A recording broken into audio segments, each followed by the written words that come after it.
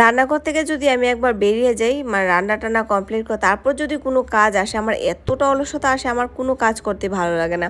তো গতকাল একটা দুধের প্যাকেট এনেছিল রাজার বাবা, কারণ আর একটা দিন পরে কিন্তু বর্দিতারা আসছে, তো সেই জন্য 1 লিটার দুধ ছিল, মানে এনে রেখেছে ঘরের মধ্যে, যেন প্রবলেম না হয়, ওরা আসলে যেন চাটার কোনো সমস্যা না হয়। কারণ এখান থেকে তো আমাদের যদি একটু মার্কেটে যেতে হয়, মার্কেটে একটু দূরে বলতে ওই ধরুন হেঁটে যেতে পারবো, কিন্তু এই যে একটা ড্রেস পাল্টানোর একটা কথা থাকে, সেই জন্য আমরা কি করি, যখনই ঘরের মধ্যে একটু জিনিস কম থাকে তখন আমরা এনে একটু অ্যাভেলেবেল করে রাখার চেষ্টা করি। সেরকমটাই অনেকটা দিন পরে আপনাদের সঙ্গে ভিডিও আমার শেয়ার হচ্ছে, কারণ এতটা ব্যস্ত আছি। তো যাই হোক, হ্যাপি দীপাবলি। আপনারা কীরকম আছেন, আপনাদের কীরকম দীপাবলি কেটেছে? আশা করছি সকলে খুব ভালো কেটেছে, আমাদেরও ভালো কেটেছে। আর এটা তো অনেকটা দিন আগের ব্লগ, বলতে এই যে 14 তারিখ তো বর্দিতারা এসেছে, তার 14 তারিখের ব্লগই ধরতে পারেন, ধরুন এটা। আর তার আগের দিনে কিছুটা, ওই ধরুন 13 আর 14 মিলিয়ে আমি কিছুটা ব্লগ করেছি। আর আশা করছি এই কিছুটা ব্লগ আমার এরকমভাবেই দিতে হবে, তা না হলে আমার না অনেক প্রবলেম হয়ে যাবে। দেখলেনি এত চাপ, এই যে আর ঘরে যে জলের সমস্যাটা, জলটা তুলে রাখলাম, সব থেকে আমার এখন পরিশ্রম হয়ে কাজ, মানে পরিশ্রম কাজ হয়ে যাচ্ছে জলটা তুলে রাখা। জলের অনেক সমস্যা হচ্ছে ঘরের মধ্যে। তো এই যে জল টল বুড়িয়ে রাখলাম, কারণ আগামীকালে তো বর্দিদার আসবে। আর এদিকে তো এক্সট্রা এই ছোটো ছোটো ঘরের মধ্যে যদি কেউ আসে, তাহলে আমার একটা আলাদাই টেনশন থাকে, ঘরটাকে কীভাবে আমি ফাঁকা করব। রান্নাঘরটা ভালো করে ডিপ ক্লিন করেছিলাম, অতটা ভিডিও আপনাদের সঙ্গে আমি শেয়ার করিনি, আর ভাবলাম ছোট ছোট ভিডিও আপনাদের সঙ্গে এখন থেকে শেয়ার করব কটা দিন। আর এদিকে ওই মানে বাইরের কাজকর্ম কমপ্লিট করে রাজার বাবা তো অফিসে গিয়েছে, তো আমি কি করেছি, এদিকে ঘরটা গুছিয়ে নিই। আর জিনিসপত্র কিছু তো আমি রাখলাম, এই যে বিছানা থেকে না, এই আমাদের বাইরটা খুব সুন্দর লাগে বৃষ্টির দিনে। আমি বসে বসে কখনো কখনো দেখি, যখন বৃষ্টি আসে, আমরা তো সেকেন্ড ফ্লোরে থাকি, খুব ভালো লাগে দেখতে, ব্যালকনিটা খুব সুন্দর দেখা যায় এখান থেকে। আর সকালবেলা যদি বিশেষ করে শীতকালে যে একটা রৌদ্র পড়ে, ঝলমল করে রৌদ্রটা, আর আমাদের গাড়ির ঘরটা এখান থেকেই দেখা যায় ভালো করে। যদি কোনো কিছু প্রয়োজন হয়, গাড়িটা লক্ষ্য রাখার প্রয়োজন হয়, তখন আমার আর না নিচে যেতে হয় না। তো যখন বাচ্চারা ঘরে থাকে না, মানে রাজা বাবাই ঘরে থাকে না, তখন আমি তারক মেহতা চালিয়ে দিই। আমার একা একা ঘরটার মধ্যে কাজ করতে একদম মানে কী যে বলবো, ফাঁকা ফাঁকা লাগে, তখন আমি কি করি, তারক মেহতা লাগিয়ে দিই। দেখলেন তো যে আমার বিছানাটা আমি একটু জিনিসপত্রগুলো নামিয়ে ঘরটা একটু ফাঁকা করেছি। কাজ কি তো কখনো শেষ হওয়ার কথা, বলুন, কাজ কখনো আমাদের শেষ হয় না। এক টাল কাপড়, তো কাপড়গুলো এখন ভাঁজ করব। আর যে রেশন পাতি এনেছে, এই যে বললাম না ডিপ ক্লিন করেছিলাম রান্নাঘরটা, গতকাল রাতে প্রায় 2 ঘন্টা লেগেছে আমার রান্নাঘরটা ভালো করে ডিপ ক্লিনিং করেছি। কারণ সামনে আসছে আবার দীপাবলির ফেস্টিভ্যাল, আর বর্দি তারা একবার যখন চলে আসবে, তখন তারপর আমার আর কোনো কাজ করা হবে না। তো ভাবলাম তার আগে যতটা পারি ঘরে যে ক্লিনিংয়ের কাজটা ফেস্টিভ্যাল উপলক্ষে সেটা কমপ্লিট করি। আর রেশন পাতিও এনেছে, তো সেগুলো আমার ভরতে হবে। এখানে দেখুন কী কী আছে, আমাদের ক্যান্টিন থেকে এলাচি, তারপর দারচিনি, শুকনো লঙ্কার গুঁড়া, তারপর ধনে আর ডাল, প্রচুর এনেছে। তো আমি যতটুকু পেরেছি গতকালই কমপ্লিট করে রাখলাম, আর বাকিটা আপনাদের সঙ্গে শেয়ার করছি। আর কৌটোগুলি তো প্রত্যেকটাই আমার ধোয়া, সেটা আমার একটা অভ্যাস যে কৌটো শেষ হলে কিন্তু আমি ভালো করে ধুয়ে নিই। তবে সবসময় দেখুন সম্ভব হয় না, হয়তো একা হাতে কাজ বলে সেটা সম্ভব হচ্ছে, কিন্তু ভিড়ভাড় বা বড় পরিবার মধ্যে সেটা কখনো কখনো না সম্ভব হয় না। আর একা থাকলেও যে সেটা করতে পারবো সেটাও কিন্তু কথা না। তো এখন পারছি, এখন করছি। আর একটা কথা, বাচ্চারা যখন একটু বড় হবে, তখন বাচ্চাদেরকেও কিন্তু সেটাই শেখাতে হবে। আমি যেরকমভাবে করবো সেরকমভাবেই কিন্তু কাজটা ঘরের মধ্যে থাকবে, তাই না? আর আমার একটা ঘরের মধ্যে কাজ কি বলুন তো, এই যে বাচ্চারা যতক্ষণ স্কুলে থাকবে ততক্ষণ আমার কাজ ঘরের মধ্যে হয়, যবে ছুটি পড়ে তাহলে আমার আর কোনো কাজ করা হয় না, অনেক কষ্ট হয়ে যায়। কারণ ওরা ঘরে থাকে, ওদেরকে সময় দিতে হয়, ওদের কথা শুনতে হয়, ওদের জন্য খাবার দাবার বানানো হয়, আর সঙ্গে তো আছেই, মানে ছুটি মানেই ছুটি। তবে সেটা এখন আর কাজে লাগে না, একটা সময় কাজে লাগাতাম, এখন আর সেই জিনিসটা কাজে লাগে না। ওরা ওরা মতো করে থাকে, আমি আমার মতো করে আমার কাজ কমপ্লিট করে, মানে প্রতিদিনের কাজটা কমপ্লিট করে টার্গেট একটা থাকে। আর কাজ জমিয়ে রাখা, সেটা আমার একটা সময় অনেক অনেক বড় একটা ছিল, কাজটা ফেলে রাখতাম। কিন্তু এখন মনে হয় এই জিনিসটা আমার সবচেয়ে থেকে ব্যাড হ্যাবিটস, যে কাজটাকে ফেলে জমিয়ে রাখি।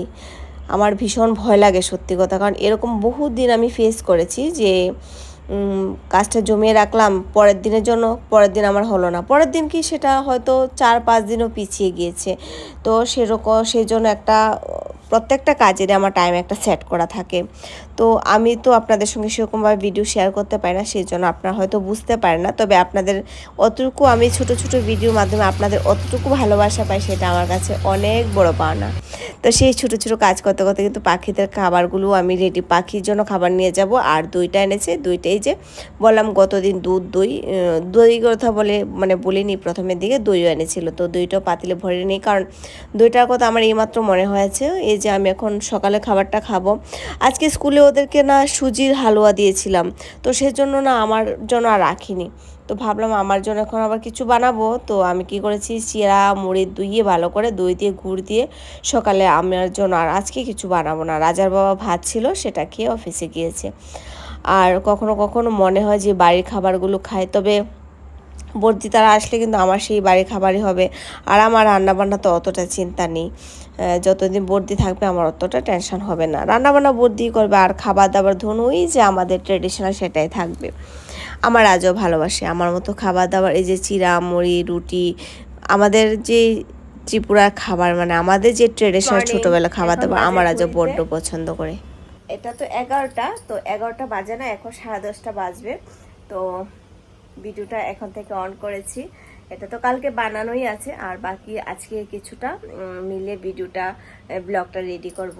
তো সেই জন্য কালকে আর হয়নি, প্রচুর কাজ ঘরের মধ্যে হয়ে গেছে। তো সেই কাজগুলো কমপ্লিট করে না ভাবলাম থাকা আগামীকাল করেনি অন, আগামীকাল না মানে অ্যাড করব, সেই করে না।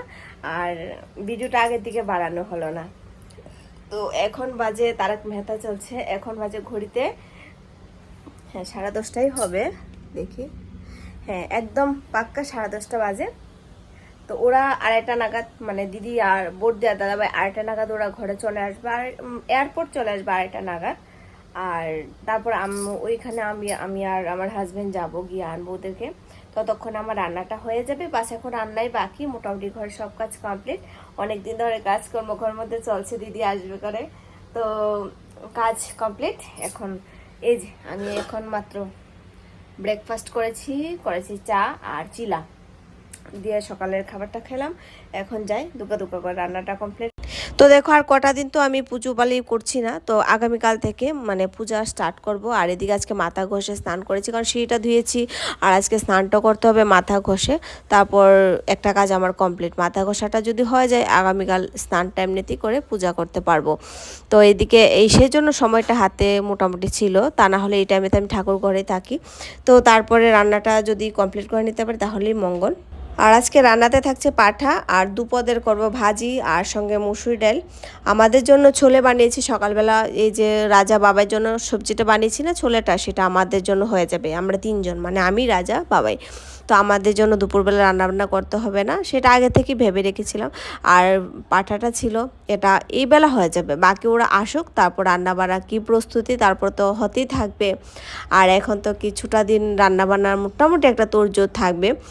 আর সত্যি কথা বলতে গেলে রান্নাটা রাজার বাবার করার কথা ছিল, কিন্তু আসতে পারছে না, বলছে তুমি রান্নাটা করে নাও। মাংস যেহেতু মানে রান্নাটা হবে, তাহলে ভাবলাম ওর বাবাই যদি করে, কিন্তু সেটা আর হলো না। অফিস থেকে আস্তে আস্তে লেট হয়ে যাবে, আবার মানে যেতে হবে ওদের কাছে, সেজন্য বাস ভাবলাম আমি রান্নাটা করে নিই, ওর জন্য আর অপেক্ষা করে লাভ নেই। সত্যি কথা আমার রান্নাতে আমি এতটা পটু না। ঘরের মধ্যে যে বড়া আছে বা আমার ছোটো যারা আছে ওরা অনেক ভীষণ ভালো ভালো রান্না করে, ভীষণ ভালো ভালো রেসিপি করে, কিন্তু আমি অতটা জানি না, সেজন্য আপনাদের সঙ্গে আমি অতটা রেসিপি শেয়ারও করি না, কিন্তু হয়ে যায়। এখন আমি মোটামুটি পারি, এই 10-12 জন 15 জন রান্নাবান্না আমার কাছে কোনো ব্যাপার না, আমি চট করে নিতে পারি। এই যে মাটনটা কমপ্লিট, আর ডালটাও সব ভালো করে দেখাতে পারিনি। এই যে ডাল, আর বাবাই রাজা আমার জন্য ছোলা ফ্রিজে আনো আছে, বিকালবেলা লুচি করব, ওইটা দিয়ে খাবো। আর এখন মোটামুটি ভাই বোন যেন খেতে পারে সেটা জাল দিয়ে রাখবো। আর ভাত স্যালাড ভাজি, ওই ডালটা কালকে এখন রাজা বাবা খেয়ে নেবে। আর স্যালাডটা আসলে কাটবো, এয়ারপোর্ট থেকে আগে আসি, ওদেরকে নিয়ে ঘরে ঢুকি, তারপর ইন্ডিয়ান এয়ারপোর্টে ওরা ল্যান্ড করবে। তো সেখানে যাবো, আমাদের এখান থেকে বেশি দূর না, এয়ারপোর্টটা 10-12 কিলোমিটার হবে না গো, 10 থেকে 12 কিলোমিটার হবে। ওরা তো দিল্লি এয়ারপোর্টে নামছে না, ওটা আমাদের এখান থেকে অনেক দূর, প্রায় 1.5 ঘন্টা রাস্তা, বেশিক্ষণ লাগবে না। 3টার সময় বেরিয়ে, 3টার আগে বেরিয়ে যাবো, ওরা 3টা ততক্ষণে ওরা ল্যান্ড করে নেবে। তো আজকে আর পারছি না, তো দেখা হচ্ছে একটু পরে, লাস্ট জায়গাটা তো দেখাতে হবে তাই না? তো তাহলে পরে দেখা হচ্ছে, এখন যাই ওদেরকে আনতে। আর এই জায়গায় সমস্ত কিছু পরিষ্কার, একদম দীপাবলি ক্লিনিং, সবকিছু রেডি। ভালো লাগছে, একই সঙ্গে দুটো কাজ হয়েছে, এক তো বর্দি আসবে আর সাজানো গুছানো দেখবে, আর হচ্ছে দীপাবলির সঙ্গে সে তো গণেশ চতুর্থী থেকে চলছে, তারপরেও আমাদের একটা অভ্যাস। তো সবকিছু রেডি, এখনো গুছানো, দীপাবলির আমার অত কাজ নেই। চলো।